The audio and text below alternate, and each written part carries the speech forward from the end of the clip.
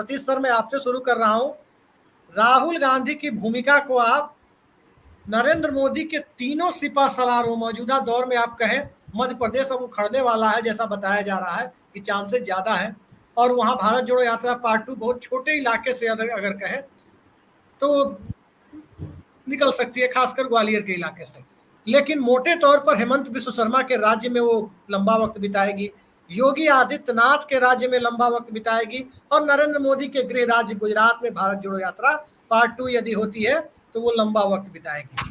तो पहले भारत जोड़ो यात्रा पार्ट 1 के नजरिए से पार्ट 2 की राजनीतिक भूमिका को, राजनीतिक प्रभाव को आप किस तरह से देखते हैं? देखिए, सबसे पहले तो भारत जोड़ो यात्रा प्रथम भाग के बारे में कई चर्चाएं हुई थी। हम लोग कहते थे कि ये सफल होगा और हिंदी राज्यों में और सफल होगा, जो कि दिखा भी, मैंने बराबर का ही सफल रहा सब जगह, ये कहेंगे जी। तो ये तो उम्मीद की जा रही थी कि सेकंड पार्ट भी निकलेगा, लेकिन सेकंड पार्ट की अभी पुष्टि शायद नहीं हुई। और दूसरा अड़चन ये है कि सर्वोच्च न्यायालय से क्या फैसला आता है, तो ये एक अड़चन वहां भी है। लेकिन लगता यही है कि हाँ, भारत जोड़ो यात्रा पार्ट 2 निकलेगा। और ऐसे समय में अब इसका इंडिया जोड़ो यात्रा पार्ट नाम दिया जाएगा या भारत जोड़ो यात्रा रहेगा, ये थोड़ा सा अभी एक प्रश्न चिन्ह हो गया है। इसलिए कि राहुल गांधी ने भी आज इंडिया अलायंस का बहुत जोरदार उसके पक्ष में खड़े हुए, वैसे दिन में जब प्रधानमंत्री ने जमकर हमला बोला और इंडियन मुजाहिदीन और ये वो सब कुछ कह दिया जी। तो आप वैसे में अगर देखा जाए तो अगर ये भारत जोड़ो यात्रा पार्ट 2 निकल जाता है तो वो एक बड़ा सिरदर्द होगा भाजपा के लिए। और मेरे ख्याल से तो अगर ये इंडिया अलायंस इंटैक्ट रहता है, आपस में ये लोग सब मिले जुले रहते हैं, उसमें भी प्रश्न चिन्ह है कई, तो फिर अगर ये इस बार की यात्रा में तो ऐसा नहीं होगा कि पहले वाले यात्रा में तो ये अखिलेश, तेजस्वी, ऐसे बड़े, ममता बनर्जी, ये सब तो नहीं दिखे थे।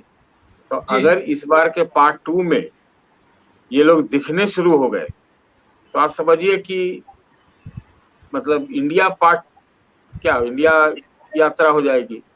तो अभी वो सब सारी चीजें स्पष्ट नहीं है, लेकिन हाँ, इतना जरूर कहेंगे कि बहुत वो एक गूंज बनेगी अगर होती है। दूसरा कि इस वाली यात्रा का मुकाबला या इस बार इसका प्रतिकार भाजपा कैसे करेगी, क्योंकि पिछली बार तो खाली जूता और टी शर्ट पे ही रह गए इसका विरोध करने में, और तो कुछ नहीं कर पाए। तो इस बार तो करना पड़ेगा उनको, इसलिए कि अब चुनाव तो सर पे है।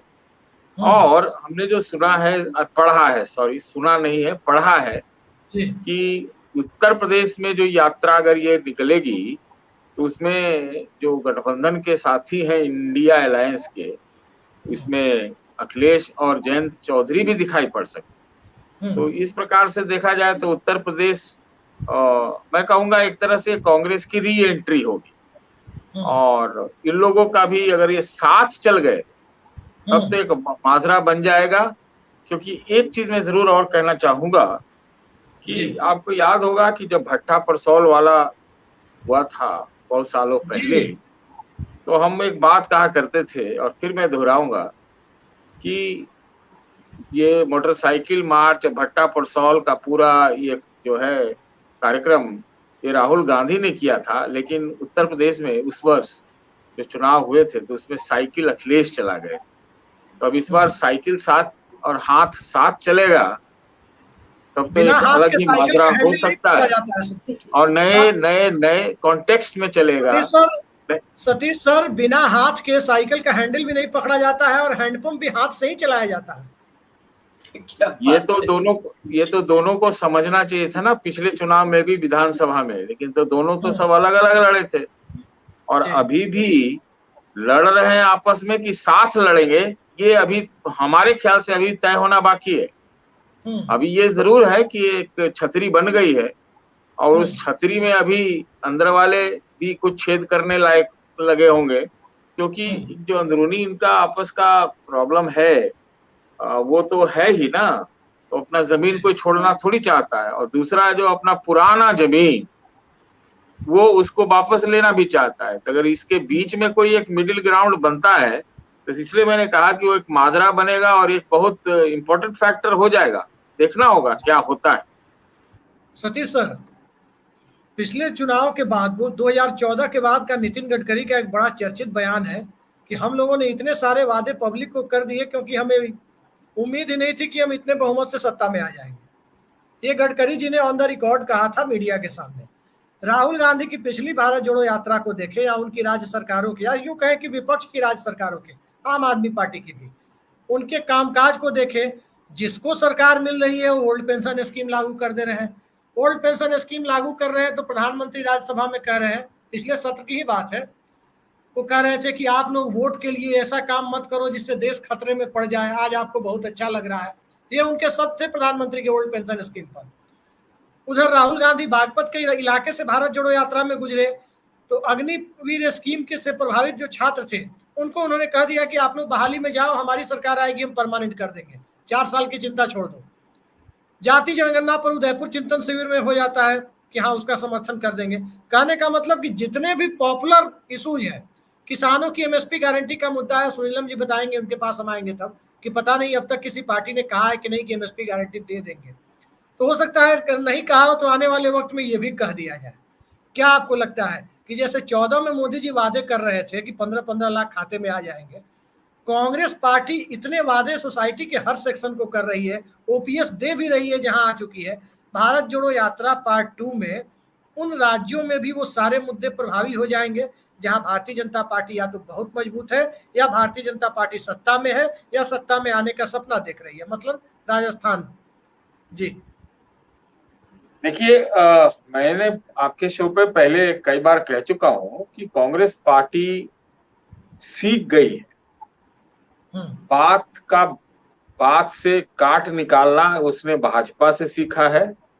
और ये जो गारंटी और फ्रीबी और वाली बात आती है, वो उन्होंने ये राजस्थान, हिमाचल, छत्तीसगढ़ और कर्नाटक, ये चारों में करके दिखा दिया है, दिखा भी रही है, नित्य नए इम्प्लीमेंटेशन कर रही है। वो उसमें जो आपको दिखाई पड़ता है वो आप पार्टी का झाड़ू छाप से भी वो चीजें ले गई। तो ऐसा लग रहा है कि कांग्रेस पार्टी एक आइडियोलॉजिकल फाइट भी बना रही है, और दूसरा स्ट्रीट स्मार्ट या फिर कहे रोड छाप पॉलिटिक्स में भी वो उस्तादी हासिल कर रही है। समझ रहे बात को आप? रोड छाप शब्द पर मत जाइएगा, मतलब स्ट्रीट स्मार्ट। दो बातें।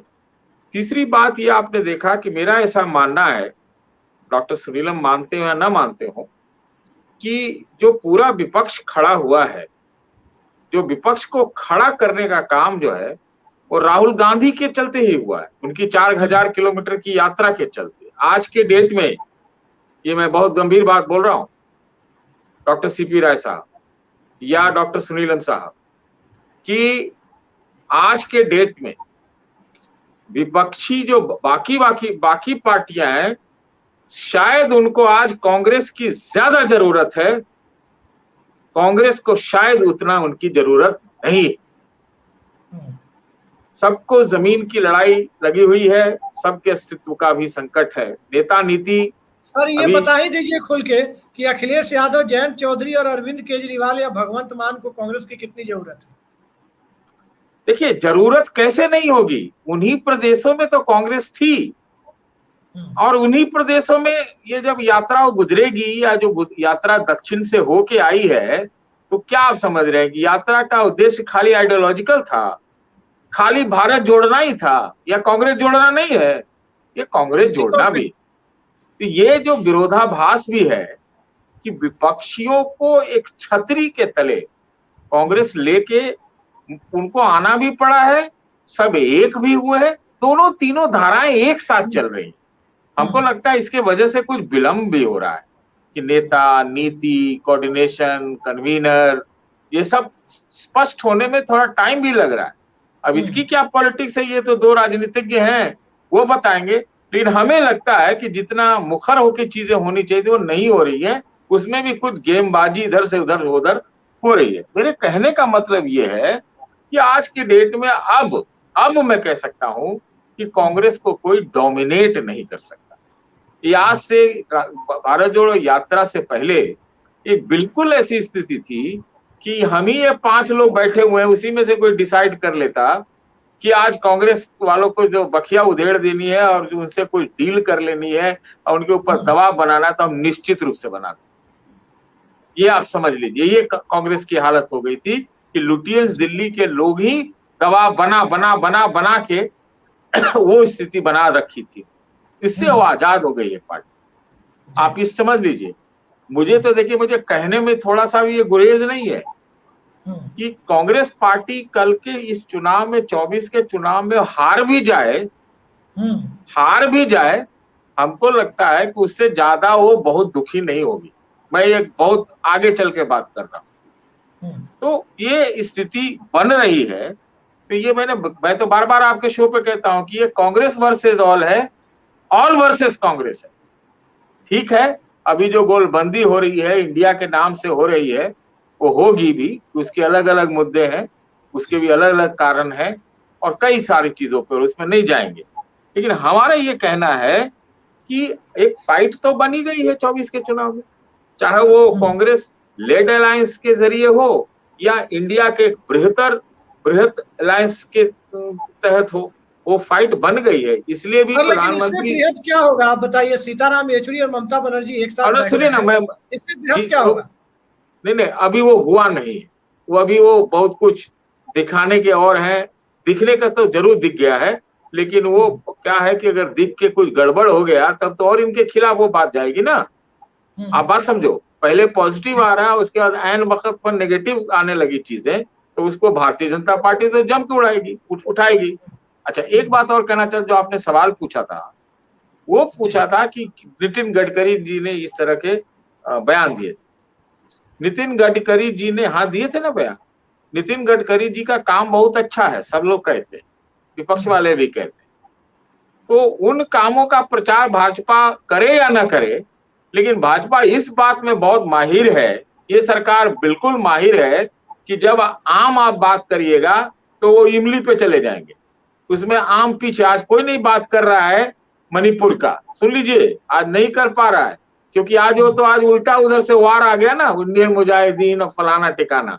तो गोलपोस्ट शिफ्ट करने में, वाक युद्ध करने में, तुकबंदी बिठाने में और गोल को उस पार जाके मार करने में ये लोग बहुत वो हैं, माहिर हैं। अब एक उसमें भी चुनौती आ गई कि एक तरफ से गंभीरता दिखाई जा रही है और दूसरी तरफ से बिल्कुल स्ट्रीट छाप बात हो रही है। सतीश सर, हमारे चीज है, हमारे दर्शकों को इंडियन मुजाहिदीन का जिक्र तो देश के प्रधानमंत्री ने किया, लेकिन क्या इस साहस के साथ वो देश के लोगों को बताएंगे कि किसी आतंकवादी को, किसी चरमपंथी को कंधार तक प्लेन में बिठा के ले जाने का काम भाजपा कांग्रेस के नेता ने नहीं किया? उतना सीरियस में जब मत जाइए। कहाँ इतना सीरियस में आप जा रहे हैं? जब 38 पार्टियों की दिल्ली में बैठक हुई एनडीए की, तो क्या था उसका मकसद? वो बेंगलोर को भंडोल करने का था। सुन लीजिए, आप सुन नहीं रहे। कितना इंजन था, कितना सिर्फ चेचिस था, ये बता दीजिए। अरे उसे छोड़ दीजिए, खाली चेचिस ही रहे, लेकिन वो चर्चा तो करनी पड़ी ना आपको। तो आज जो इंडियन मुजाहिदीन प्रधानमंत्री जी ने कह दिया, तब आप उसी की चर्चा कर रहे हैं ना। तो गोल शिफ्टिंग तो हो रही है ना। ये गोल शिफ्टिंग प्रचार तंत्र में हम लोग जी रहे हैं, प्रचार युग में। तो कोई चीज को मणिपुर से ध्यान हटा के आप इंडियन मुजाहिदीन का डिस्कस करिए, ईस्ट इंडिया कंपनी का डिस्कस करिए। ये रहती है स्ट्रेटजी कि इसको इधर मोड़ दो। आप उसमें कहाँ जा रहे हो उतना सीरियस इशू में, कंधार उंधार के बाद? ऐसे तो आप बात करने लीजिए, मैं विपक्ष का हूं नहीं ना, मैं इधर हूं ना उधर हूं, लेकिन आप उसमें क्या करिएगा? आप कंधार का बात करिएगा। अब ऐसे इंडिया का ही बात कर लीजिए ना। क्या प्रधानमंत्री जी ने कई ऐसे कार्यक्रम इंडिया के नाम से नहीं शुरू किए? क्या प्रधानमंत्री जी ने वोट फॉर इंडिया का नारा नहीं लगाया था? लेकिन बात यह है कि आपको डाउन करना है, आपको शिफ्ट करना है और आपका ध्यान इधर से उधर कर देना है, तो वो चलेगा।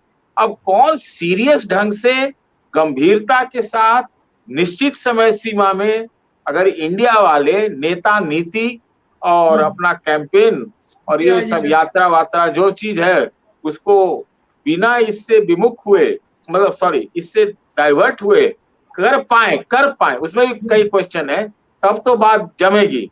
नहीं तो आप तो क्या है, बीजेपी के पास प्रचार तंत्र है, वो तो फिर कलेगा आपको, सुबह सुबह एक बयान दे देगा, आप उसमें उलझ जाओगे।